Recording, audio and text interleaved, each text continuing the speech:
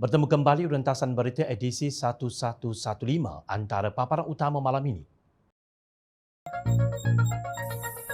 Isu jualan tanah lapangan terbang, PH desak siasatan lebih telus. MySejahtera benarkah rakyat seperti tipah yang tertipu?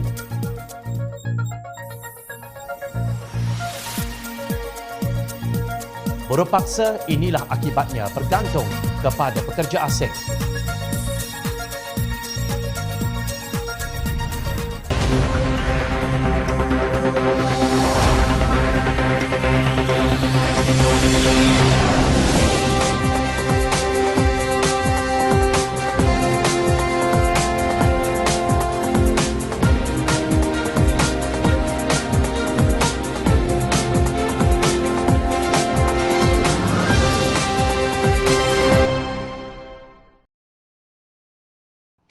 Assalamualaikum dan salam sejahtera. Suruhanjaya Pencegah Rasuah Malaysia SPRM Perak dilaporkan telah memanggil 10 lagi individu bagi membantu siasatan berhubung isu penjualan tanah bagi tapak cadangan pembinaan lapangan terbang antarabangsa di Seri Iskandar. Maknanya jumlah saksi yang dipanggil sekarang ini berjumlah 13 orang. Bagaimanapun menurut pengarah SPRM Perak Datuk Muhammad Fauzi Muhammad, setakat ini belum ada tahanan dibuat terhadap mana-mana individu berhubung dengan kesalahan Akta SPRM berkaitan penjualan tanah lapangan terbang Seri Iskandar. Mereka yang dipanggil bagi membantu siasatan termasuk Pegawai Perbadanan Kemajuan Negeri Perak PKNP, Pegawai Kerajaan Negeri bekas Exco Perak dan Pegawai Pejabat Tanah dan Galian PTG, ahli lembaga pengarah PKNP yang juga bekas penasihat Undang-Undang Negeri. Siasatan SPRM masih tertumpu kepada kesalahan Seksyen 23 Akta SPRM 2009, kesalahan menggunakan jawatan atau kedudukan untuk suapan dan kesalahan lain di bawah Akta SPRM. Isu penjualan tanah lapangan terbang berkenaan dikatakan tidak diketahui sehingga perkara itu dibangkitkan di dalam sidang Dewan Undangan Negeri Dun Perak oleh Ahli Dewan Undangan Negeri Adun Aulong Ngakor Ming. Bagaimanapun Menteri Besar Perak Datuk Seri Sakrani Muhammad yang mengesahkan perkara tersebut berkata penjualan tanah itu dilakukan ketika di bawah pentadbiran Pakatan Harapan kepada syarikat swasta untuk pembangunan bercampur di kawasan berkenaan. Menteri Besar Pakatan Harapan yang juga pengerusi PKNP ketika itu ialah Ketua Bersatu Negeri Datuk Seri Ahmad Faizal Azumo. Siasatan dibuat susulan aduan rasmi yang dikemukakan Ahli Dewan Undangan Negeri Manjoy, Datuk Asmuni Awi pada 4 April lalu. Asmuni bersama 3 lagi bekas Exco Kerajaan Negeri ketika pentadbiran Pakatan Harapan iaitu Ahli Dewan Undangan Negeri Sungai Rapat, Datuk Seri Muhammad Nizar Jamaluddin, Ahli Dewan Undangan Negeri Pasir Pinji Howard Lee Chuan Hau dan Ahli Dewan Undangan Negeri Simpang Pulai Tan Kar Heng hadir ke pejabat SPRM Perak bagi mengemukakan aduan rasmi berhubung isu tersebut. Terdahulu, Majlis Pimpinan Pakatan Harapan Perak dalam satu kenyataan berkata pemimpin tertinggi Pakatan Harapan Negeri Perak dalam kenyataan mereka berkata pihak Menteri Besar hari ini selaku pengerusi PKNP bertanggungjawab penuh untuk menjelaskan ketelusan transaksi penjualan tersebut jika benar berlaku penjualan. Menurut mereka, Pakatan Harapan prihatin kepada tuduhan kononnya tanah tersebut dijual pada tahun 2018 hingga 2020 semasa Ahmad Faizal menjadi Menteri Besar. Di atas sikap telus dan amanah yang diamalkan oleh Pakatan Harapan Perak, kami menuntut penjelasan yang lebih objektif dan tidak dipolitikkan kontroversi ini, katanya. Tegas Majlis Pimpinan Pakatan Harapan Perak, laporan polis telah dibuat oleh Pemuda Pakatan Harapan Perak pada 4 April yang lalu bagi memastikan satu siasatan terhadap penjualan tersebut dilakukan segera yang disusuli laporan kepada SPRM. 2 Ahli Dewan Undangan Negeri Pakatan Harapan yang berada di dalam Jawatan Kuasa Kerugian Negara PAC bagi Negeri Perak menuntut supaya jawatan kuasa tersebut mengadakan mesyuarat segera demi kepentingan rakyat kerana kontroversi ini melibatkan tanah yang berkepentingan awam. Justru Majlis Pimpinan Pakatan Harapan Negeri Perak yang bermesyuarat pada 6 April 2022 di Wisma Amanah Ipoh menggesa Menteri Besar Perak melaksanakan sikap telus dan bertanggungjawab dengan memastikan 3 perkara, iaitu pertama, mendedahkan kepada orang ramai bilakah penjualan tersebut berlaku dan kepada siapakah tanah tersebut dijualkan dan berapa ekarkah bahagian yang telah dijual. Kedua, menjelaskan kepada rakyat negeri Perak apakah tanah yang dimaksudkan itu diperuntukkan untuk untuk projek lapangan terbang terbaru yang di zaman MB manakah tanah itu diambil oleh PKNP? Kenapa diambil keputusan untuk menjualnya? Dan zaman pemerintahan siapakah disempurnakan jualan tersebut? Dan yang ketiga, mendedahkan minit mesyuarat keputusan hasrat menjual dan tarikh disempurnakan transaksi, penjualan jual beli dan syarat-syarat serta nilai penjualan serta pihak konsultan yang dilantik untuk rundingan jualan. Kenyataan itu dikeluarkan oleh Pengerusi Pakatan Harapan Negeri Perak Datuk Seri Dr. Mujahid Yusof Rawa, Pengerusi Amanah Perak Datuk Asmuni Awi, Pengerusi DAP Perak Tuan Ngako Meng dan Pengerusi MPN Keadilan Perak Dr. Lee Boon Chai. Majlis Pimpinan Pakatan Harapan Negeri Perak juga menuntut pihak berwajib dari PDRM dan SPRM mengambil tindakan pantas memulakan siasatan bebas dan berkecuali terhadap aduan yang telah dibuat oleh Pakatan Harapan. Terkini Asmuni adalah antara bekas Exco Pakatan Harapan yang dipanggil oleh SPRM untuk memberi keterangan. Ketika Pakatan Harapan menguasai Dewan Undangan Negeri Perak, Asmuni memegang jawatan sebagai pengerusi jawatan kuasa agama dan pendidikan Islam, luar bandar dan pembangunan usahawan. Bagaimanapun setakat ini belum kedengaran berita bahawa 3 bekas Menteri Besar Perak termasuk Datuk Seri Zamri Kadir dipanggil oleh SPRM untuk memberikan keterangan. Ini bukan soal hendak memburukkan Ahmad Faizal seperti yang didakwa pihak sana, tetapi selaras dengan ikrar bebas rasuah yang dilakukan Timbalan Presiden Bersatu itu tatkala menjadi Menteri Besar Perak bagi menunjukkan integriti dalam perkhidmatan, maka tiada mana-mana pemimpin yang gentar untuk disiasat. Jangan cakap sahaja untuk memperkasakan integriti dalam perkhidmatan kerajaan, tetapi menyembunyikan udang di sebalik batu. Semakin lama, semakin ramai pihak yang mempertikaikan kewajaran aplikasi MySejahtera berada di dalam telefon bimbit dan mengintip setiap pergerakan rakyat. Akhbar yang diketahui pro UMNO dalam rencana minda pengarang pada 18 April lalu membangkitkan mengenai isu perebutan mengenai hak terhadap aplikasi yang pada mulanya diberikan mandat pembangunannya kepada KPI Soft Malaysia Sdn Bhd atau KPI Soft yang melaksanakan pembangunan secara percuma. Menurut laporan tersebut, semuanya nampak senang dan mudah serta tanpa kos atas nama tanggungjawab sosial korporat atau CSR. Namun ia menjadi kelam kabut apabila KPI Soft menjadi Entomo Malaysia Sdn Bhd. Hak intelek MySejahtera telah disewa kepada MySejahtera Malaysia Sdn Bhd atau MySJ pada harga RM338.6 juta sehingga akhir 2025. Sekarang Kementerian Kesihatan mahu membeli hak aplikasi yang sebelum ini dianggap dibina secara percuma untuk kerajaan. Ia seperti tipah tertipu, kata Muhammad Azlan Jaafar, penulis rencana tersebut. Beliau juga merujuk kepada beberapa nama korporat besar dan individu yang berkaitan parti politik menjadi pengarah dalam MySJ seperti didedah jawatan kuasa kira-kira wang negara PAC. Tumpuan sekarang ialah mengenai pemberian kontrak secara rundingan terus kepada MySJ Sdn Bhd oleh kerajaan pada November 2021 dan status rundingan kerajaan dengan syarikat itu.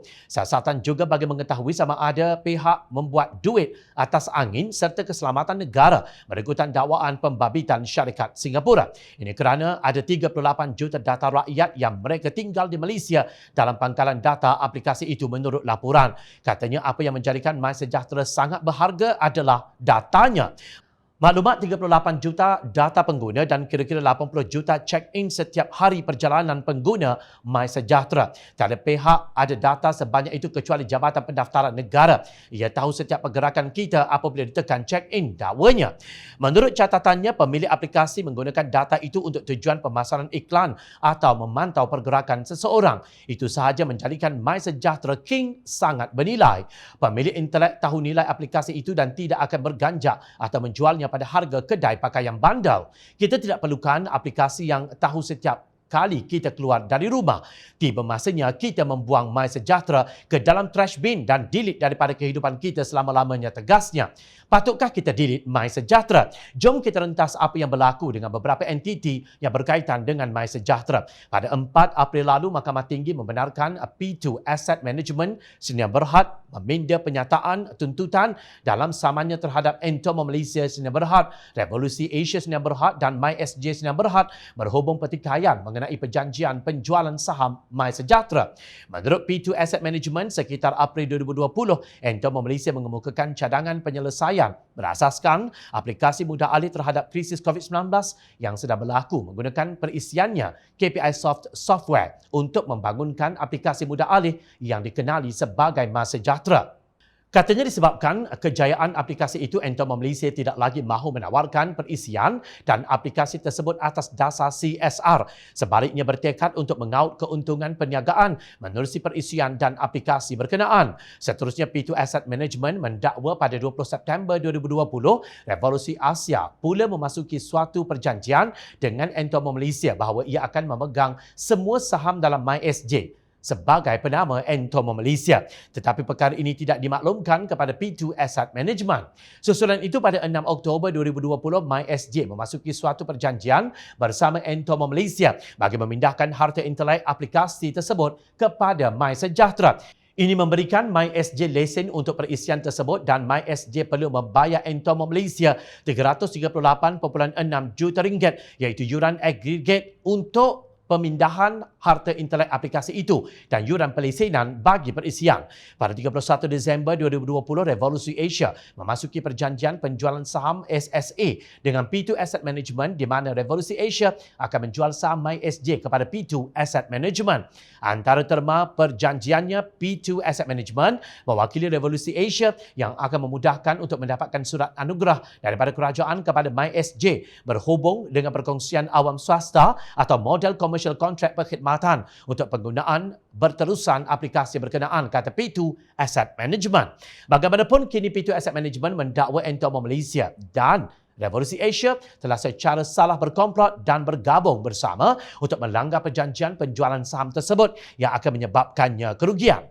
Sehari kemudian, iaitu pada 5 April, Menteri Kesihatan Khairy Jamaluddin menegaskan pertikaian undang-undang antara dua syarikat berhubung MySejahtera tiada kaitan dengan Kementerian Kesihatan KKM. Katanya kerajaan memiliki semua data yang disimpan dalam pengkalan data MySejahtera, modul dan juga jenamanya.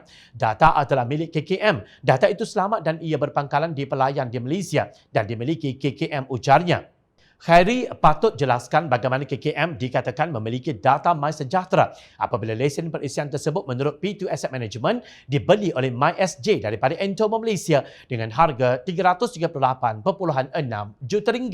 Siapa sebenarnya pemilik MySJ? Entomo Malaysia yang syarikat induknya di Singapura atau MySJ?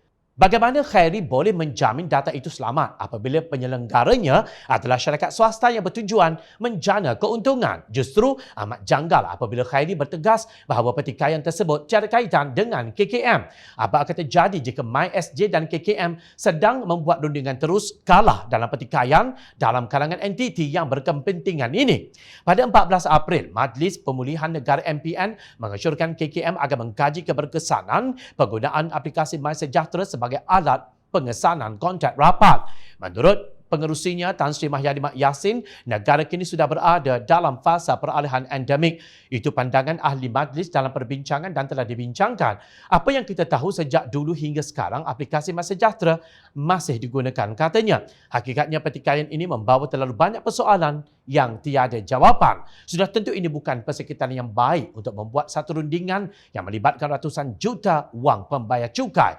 Berdasarkan niat MySJ untuk mengaut keuntungan, tidak mungkin MySJ akan menjualnya dengan harga barangan bandar. Janganlah jadi tipah tertipu.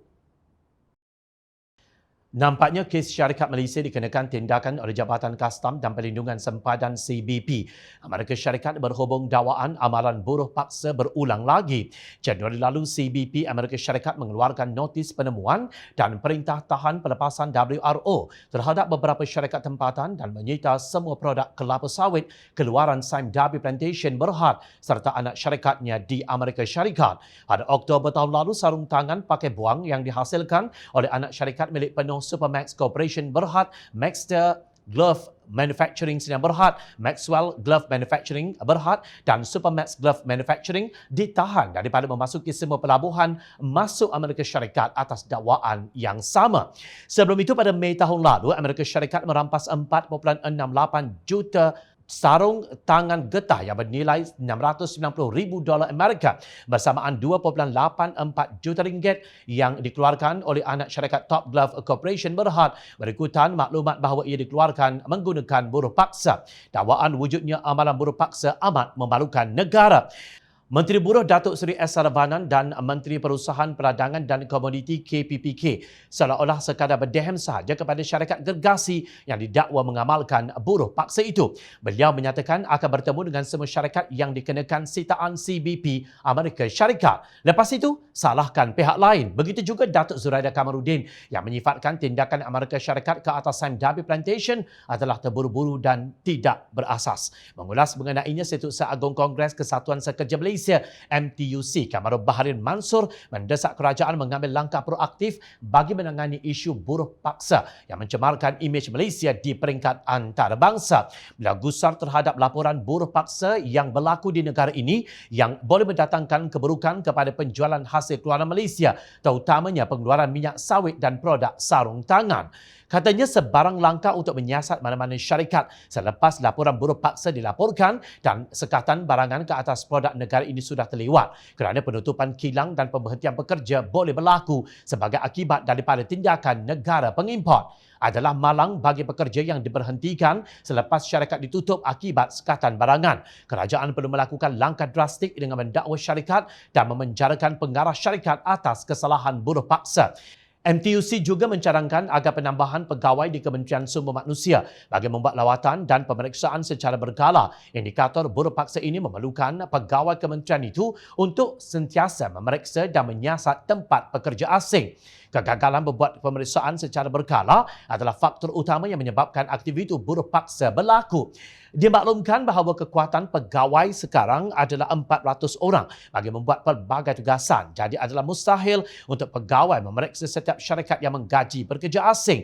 Jika dibuat secara rutin, maka pemeriksaan berkemungkinan hanya dilakukan setiap 2 tahun, katanya dalam satu kenyataan seperti dipetik utusan online. Justru Kamarul Baharin menggesa kerajaan memperkasakan kesatuan sekerja dengan mewajibkan setiap syarikat mempunyai kesatuan seumpamanya. Ini kerana menurut beliau, kebanyakan syarikat yang dilaporkan melakukan aktiviti buruh paksa terdiri daripada mereka yang tidak mempunyai kesatuan sekerja. Dasar mewajibkan syarikat mewujudkan kesatuan sekerja akan membantu kerajaan dalam menyelesaikan isu buruh paksa.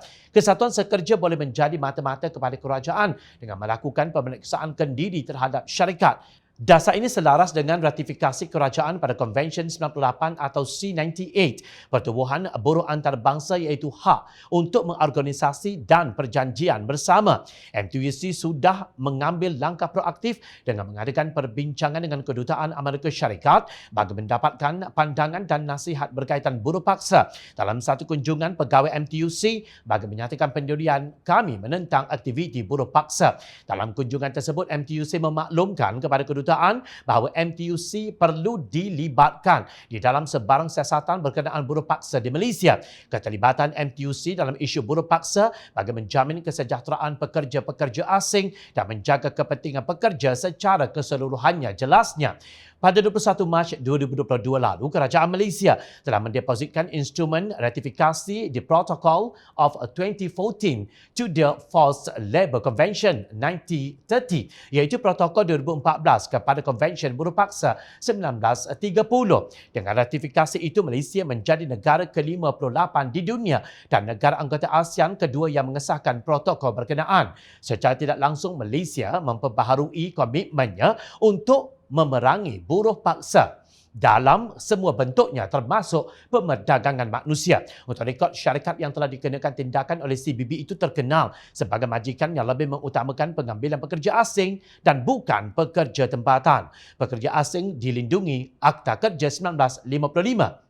Namun dakwaan mereka dilayan seperti buruh paksa tetap juga berlaku. Jika mereka bersuara dengan pantas, mereka akan dibuang kerja.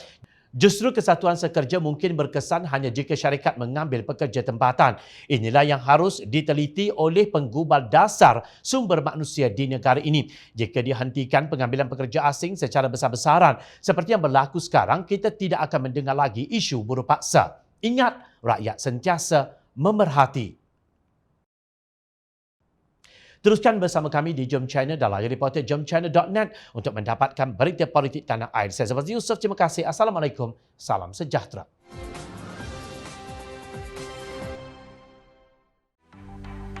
Mencari maklumat dan berita politik yang bebas, kupasan yang tepat, panas.